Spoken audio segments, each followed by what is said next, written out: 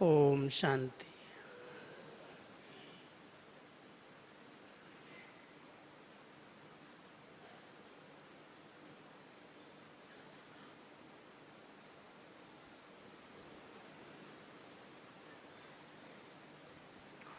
हम सभी ने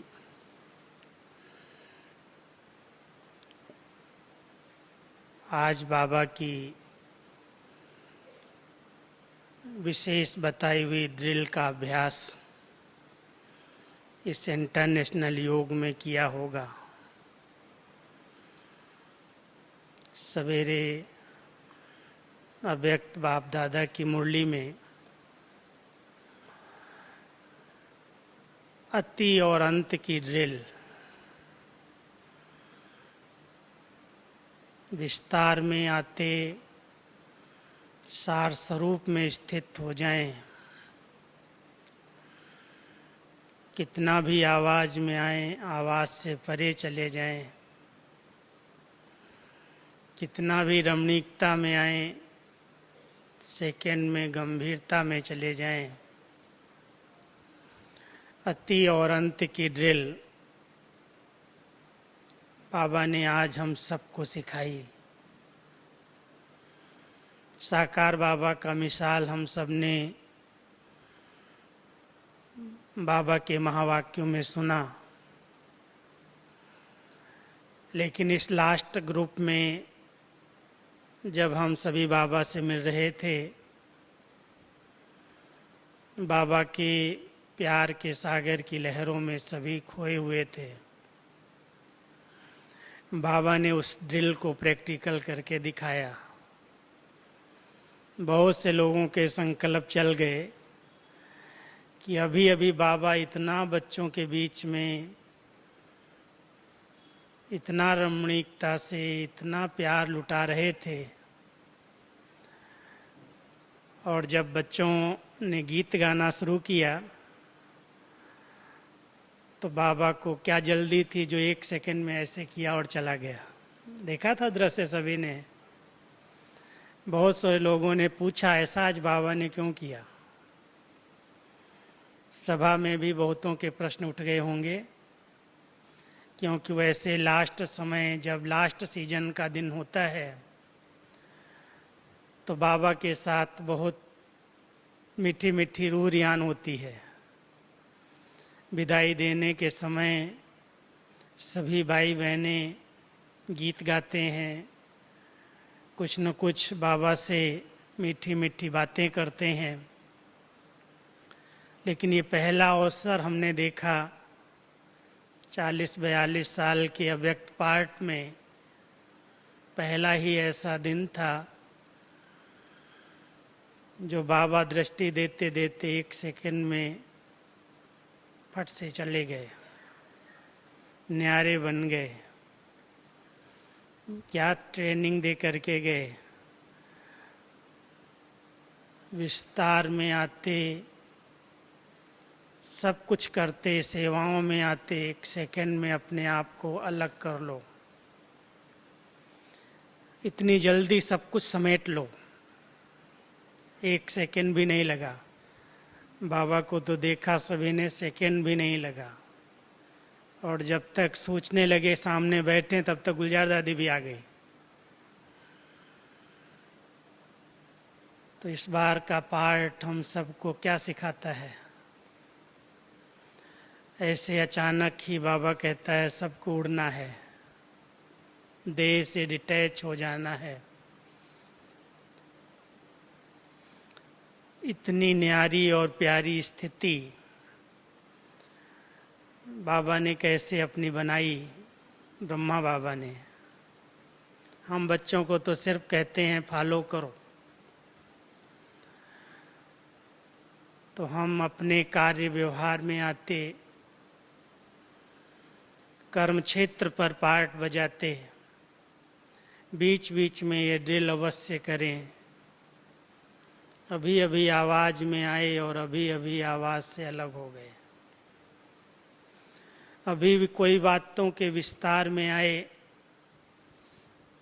हम परसों दादी जी के साथ, गुलजार दादी के साथ बैठे थे, 3-4 भाई थे, बहुत सी बातें चल रही थी। और दादी सबसे मिलते दृष्टि देते बोलने लगी, 1 सेकंड में सभी बाबा के पास चलो, 5 मिनट ड्रिल करते हैं। सब सन्नाटा हो गया। तो दादियों का ध्यान विशेष इस ड्रिल पर है। जानकी दादी के पास भी कोई ग्रुप को मिलाने जाओ। इस बार एक ग्रुप को मैं लेकर के गया। बहुत जल्दी थी दादी को, मीटिंग में जाना था। तो दादी 1 मिनट मिल लो। और मैं जल्दी जल्दी कर रहा था, तो जब ग्रुप सामने बैठा तो दादी कहती 1 सेकंड साइलेंस। जल्दी नहीं किया और 1 सेकंड साइलेंस कह करके मैं समझता हूँ 3 मिनट तक उनको दृष्टि दी। थी जल्दी, कार्य बहुत थे, जाना मीटिंग में था, लेकिन कितना अटेंशन है, खुद भी अशरीरी स्थिति का अनुभव करें और सामने वाली आत्माओं को भी वो ड्रिल कराएं। ये दादियाँ बाबा हम सबको विशेष इशारा दे रहे हैं कि अब ऐसी नाजुक परिस्थितियों के बीच में इस अशरीरी स्थिति के अभ्यास को बढ़ाओ। यही अभ्यास कर्मेंद्रिय जीत बनाएगा, विक्रमाजीत बनाएगा और इसी अभ्यास से कर्मातीत स्थिति को हम प्राप्त कर सकेंगे। तो मैं समझता हूँ आप सभी इस ड्रिल को बार बार करते होंगे। इस सीजन में बाबा ने हम सबको बहुत सार रूप में बहुत गहरी गहरी बातें सुनाई हैं। मुरली ही सार रूप में है, लेकिन उसका भी जब सार में बनाने लगा तो ऐसे लगा कि बाबा ने केवल 8-10 बातों में सभी मुरलियों को समाया हुआ है। ध्यान पर आप सबके होंगी। 2-3 मुरलियों में विशेष इशारा दिया, बेफिक्र बादशाह की स्थिति का अनुभव करो। जैसे ब्रह्मा बाबा अनेक जिम्मेवारियां संभालते हुए बिल्कुल बेगमपुर के बादशाह, बेफिक्र बादशाह स्थिति में रहे, जिम्मेवारियों को छोड़ा नहीं। इतनी परिस्थितियां, इतने पेपर्स के बीच में सब कुछ संभालते हुए न्यारे और प्यारे रहे और बिल्कुल बेफिक्र, बिल्कुल निश्चिंत स्थिति में रहे। तो 2-3 मुरलियों में बाबा ने इस बात को अंडरलाइन किया कि ऐसी बेफिक्र बादशाह की स्थिति का अनुभव करो। चेक करते हैं सभी। कईयों के सिर पर बहुत सी जवाबदारियां रहती हैं, बहुत सी सेवाएं हैं, बहुत से बच्चे बाबा के बढ़ते जा रहे हैं, सेवाओं का अति विस्तार हो रहा है। और हम सब जानते हैं जब सेवाओं का विस्तार होता है तो नई नई प्रॉब्लम्स भी क्रिएट होती हैं। कई बार वो प्रॉब्लम्स ऐसी होती हैं जो फिक्रात कर दें, चिंता कर दें, बीपी बढ़ा दें, नींद फिटा दें। ऐसे वातावरण में भी इतना अटूट बाबा के ज्ञान में, ड्रामा में विश्वास है कि हर बात में कुछ न कुछ कल्याण समाया हुआ है। और जो कल्याण की बिंदी लगाना जानते हैं वो बेफिक्र बादशाह रह सकते हैं। नहीं तो कई ऐसी परिस्थितियां, ऐसी सिचुएशंस बनती हैं जो हिल जाते हैं, तुरंत हलचल में आ जाते हैं। क्यों, क्या, कैसे की उलझन में उलझ जाते हैं। और बाबा जो चाहता है कि मेरे बच्चे खुशकिस्मत हैं, खुश मिजाज हैं, खुश नसीब हैं। कितनी महिमा किया 2-3 मुरलियों में बाबा ने, बार बार इस बात को रिवाइज किया कि आप बच्चों जैसा खुशकिस्मत कोई भी नहीं है, खुश नसीब कोई भी नहीं है। वो खुशनुमा स्थिति परिस्थितियों के बीच में क्या करती है, कभी कभी किसी के बात सुनना पड़ता है, फ़ोन आते हैं, तो वो खुशनुमा स्थिति में इतनी हलचल दिखाई देती है जो उसी समय गंगा जमुना बह जाती है। इतना आंसू आ जाते हैं जो सामने वाले को भी रुला दें। ऐसे खुशकिस्मत वाले बच्चे, खुश नसीब बच्चे, खुशनुमा बच्चे, कोई भी बात आती है बहुत धैर्यता के साथ, बहुत सरलता के साथ उस बात को समझते हुए सेकंड में फुल स्टॉप लग सकता है। विचार करने की बात है, बड़ी बात आ गई, ऐसा पेपर आ गया, सोचा ही नहीं था, ऐसी बातें भी होंगी। लेकिन उन्हीं बातों के बीच में अगर हलचल में आ गए तो स्थिति क्या है, जो आज बाबा ने कहा मेरे बच्चों की स्थिति हाईएस्ट से हाईएस्ट होनी चाहिए।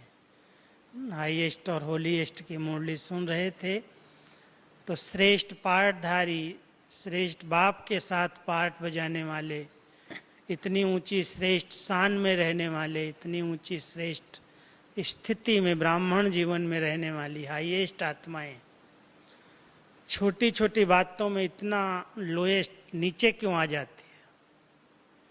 विचार करने की बात है, इस पर सोचना है कि ऐसी स्थिति क्यों हो जाती है।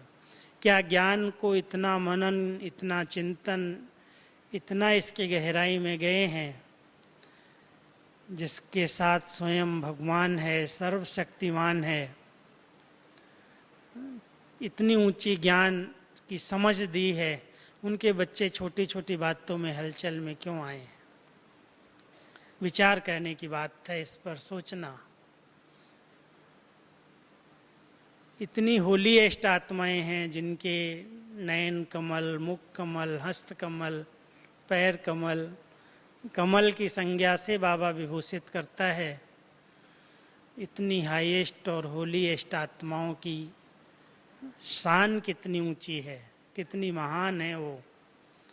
अपनी महानता को याद करके हम अगर उस श्रेष्ठ स्थितियों में रहते हैं तो बाबा जो हम सबसे चाहते हैं,